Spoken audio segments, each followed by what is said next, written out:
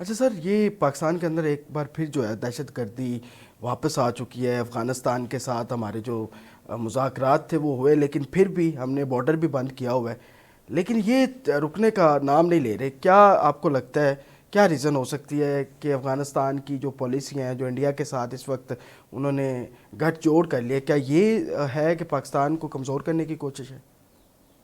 دیکھیں، آپ کو دشمن ہمیشہ آپ پہ وار کرے گا۔ دشمن سے بہتری کی توقع مت رکھیں۔ ہم نے دیکھنا یہ ہے کہ 2013-14 میں ہم نے ہزاروں شہادتیں دے کر ملک میں امن حاصل کیا تھا۔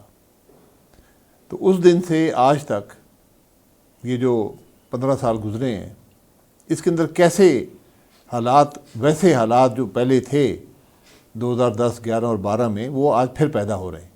تو آپ نے یہ دیکھنا ہے کہ کون سی ایسی غلطیاں ہم سے ہوئی ہیں یا ہماری پالیسی میں خامیاں رہی ہیں جس سے یہ حالات پیدا ہوئے ہیں، اور ان کو درست کرنے کی ضرورت ہے۔ ٹی ٹی پی ہو، ٹی ٹی اے ہو، اس کا مقابلہ آپ کر سکتے ہیں، بالکل، لیکن جب گھر کے اندر نفاق ہوتا ہے پھر مشکل ہو جاتا ہے۔ یہ ہے۔ تو کیا ہمیں ہمارے نوجوان شہید ہوتے رہیں گے؟ کیوں ہوتے رہیں گے؟ تو آپ نے اپنی جو پالیسی ہے اس کو ایسے رکھنا ہے جس سے ملک کی بہتری ہو۔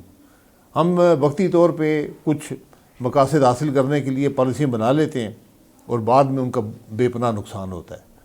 تو اس لیے ہمیں آج اپنے ماضی کو دیکھنا ہوگا کہ کیسے ہم نے جو غلطیاں ہوئی ہیں ان کو کیسے ہم دہرانے سے بچ سکتے ہیں۔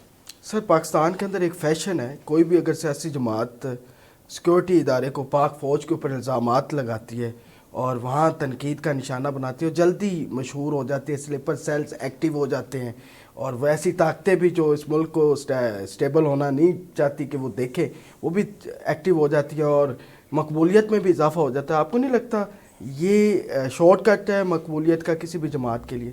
نہیں، یہ شارٹ کٹ نہیں ہو سکتے۔ دیکھیں، مسلح افواج پر الزام لگانا، ان پر کوئی ایسی بات کرنا، یہ مناسب نہیں ہے۔ اتنی ذمہ داری مسلح افواج کی بھی ہے کہ وہ آئین کے دائرے کے اندر رہ کر اپنا کام کریں۔ یہ آج سب کی ذمہ داری ہے۔ جو سیاسی جماعتیں ہیں ان کو اپنے دائرہ اختیار میں، اپنے دائرہ کار میں رہنا پڑے گا۔ مسلح افواج کو اپنے دائرہ کار میں رہنا پڑے گا۔ جب بھی آپ جو بھی سے تجاوز کرے گا، نقصان ملک کا ہوتا ہے۔ ہمیں شاید یہ نظر آتا ہے کہ وقتی طور پہ ہمیں سیاسی جماعت کو کوئی فائدہ مل جائے گا، یا مسلح افواج یہ سمجھتے ہیں کہ ہم زیادہ طاقتور ہو جائیں گے۔ اس طرح ہوتا نہیں ہے۔ ملک کے اندر جب تک رول آف لاء نہیں ہوگا، آئین کی بالادستی نہیں ہوگی، ملک نہیں چلے گا۔ یہ ہم سب پر لازم ہے۔ ہم سب نے، جو بھی اس ملک میں آئینی عہدے رکھتے ہیں، سب نے حلف اٹھایا ہوا ہے آئین کا دفاع کرنے کا۔ سر، جب آپ وزیر اعظم تھے، کیا تب مداخلت ہوتی تھی مسلح افواج کی؟ آپ کو آرڈرز ملتے تھے؟ ایمانداری سے بتائیں۔ نہیں، مجھے کوئی آرڈر نہیں ملا، الحمدللہ۔ میں نے 40 سال تقریباً سیاست میں گزارے ہیں، مجھے آج تک کوئی آرڈر نہیں آیا۔ آرڈر اس کو آتا ہے جو کمزور ہوتا ہے۔ جب آپ کے پاس مینڈیٹ نہیں ہوگا، جب آپ الیکشن میں جیتے نہیں ہوں گے، تو پھر آرڈر ضرور آئیں گے۔ جو آپ کو بناتا ہے وہی آرڈر دیتا ہے۔ اس لیے میں نے یہ کہا کہ ہم سب کو اپنے آئینی ادارے، اور میں نے جو 10 مہینے میں وزیر اعظم رہا، اس سے پہلے میں تقریباً 4 سال وزیر رہا، مجھے نہ کوئی آرڈر آیا نہ کوئی ضرورت تھی۔ میں نے اپنی ذمہ داریاں نبھائیں، آئین کے مطابق کام کیا، اپنی پوری محنت سے کام کیا، اور جو کچھ میں کر سکا میں نے ڈیلیور بھی کیا۔ یہی آپ کی ذمہ داری ہوتی ہے۔ اس میں کسی کو حق نہیں ہے کہ مداخلت کر سکے۔ بالکل آپ کا تعلق ہوتا ہے مسلح افواج کا، سول گورنمنٹ سے تعلق رہتا ہے، سول گورنمنٹ کا ان سے رہتا ہے۔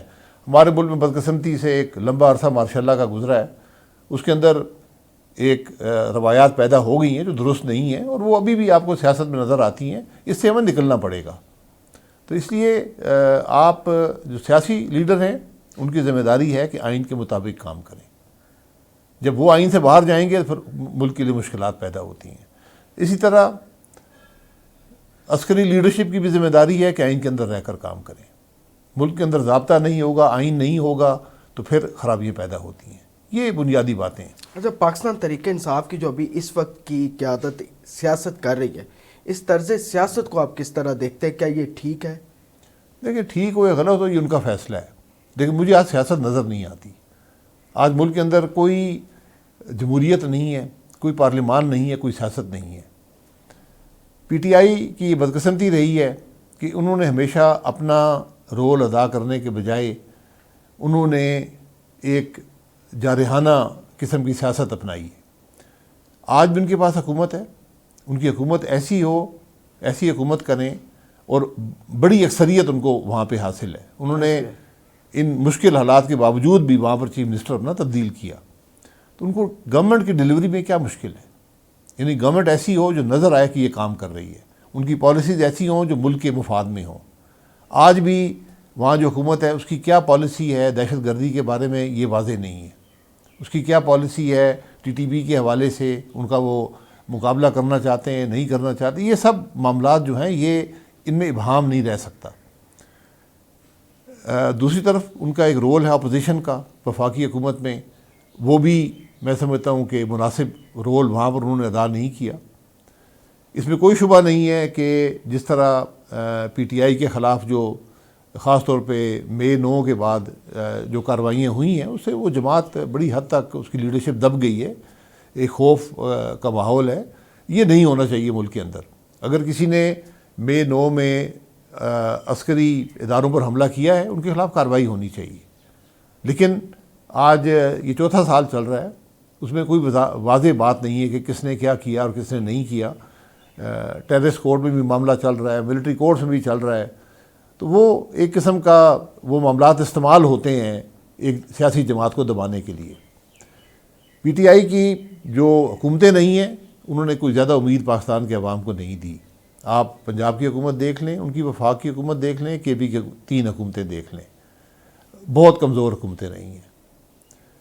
شاید ان کی خوش قسمتی یہ ہے کہ ان کے بعد جو حکومتیں آئی ہیں جو ایک پی ڈی ایم کی حکومت کہا جاتا تھا، اس کے بعد جو ابھی ایک کولیشن گورنمنٹ ہے، ان کی کارکردگی ان سے بھی بدتر رہی ہے۔ انہوں نے بجائے حالات کو درست کرنے کے پاکستان کی عوام کی تکالیف میں اضافہ ہی کیا ہے۔ تو یہ ایک فائدہ مل گیا پی ٹی آئی کو کہ جو کچھ اس حکومت کی ناکامیاں ہیں وہ ان کے کھاتے میں جاتی ہیں، لیکن کسی کی ناکامی ملک کی بہتری کے لیے کوئی کردار ادا نہیں کر سکتی۔ صحیح کہہ رہے ہیں۔ اس لیے آپ کو اپنے حالات کو درست کر کے آج ہم سب کو ملک کی بات کرنی پڑے گی۔ اچھا بس صاحب، آپ کا گھر ڈی چوک کے قریب ہی ہے، تقریباً اتنا زیادہ فاصلہ نہیں ہے، آج 26 نومبر ہے۔ ایک پاکستان تحریک انصاف ایک الزام لگاتی ہے اور ٹرینڈ بھی ہے سوشل میڈیا پہ کہ جی گولی کیوں چلائی؟ آپ کو لگتا ہے اس دن 300 لوگوں کی جانیں گئیں یا صرف ایک سازش ہے، جھوٹ ہے؟ دیکھیں مجھے نہیں پتا کتنے لوگوں کی جانیں گئی، لیکن گولیاں اس دن چلی ہیں، گولیاں چلی یہاں تک آواز آتی رہی ہے، پورا دن آواز آتی رہی ہے، کبھی اکا دکا کبھی اس سے زیادہ۔ کس نے چلائی ہیں، کیوں چلائی ہیں؟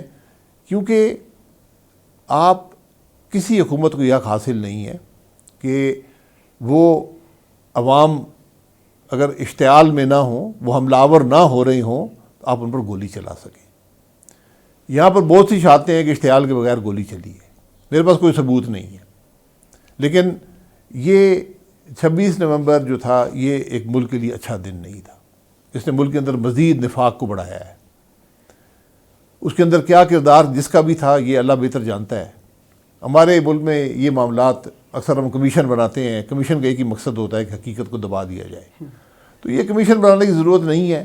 لیکن اس دن جو کچھ ہوا اس میں سب کے لیے سبق ہے، سیاستدانوں کے لیے بھی، عسکری قیادت کے لیے بھی، ملک کے عدل کے نظام کے لیے بھی۔ تو اس پر ہمیں سب کو بڑے کھلے دل سے غور کرنا پڑے گا۔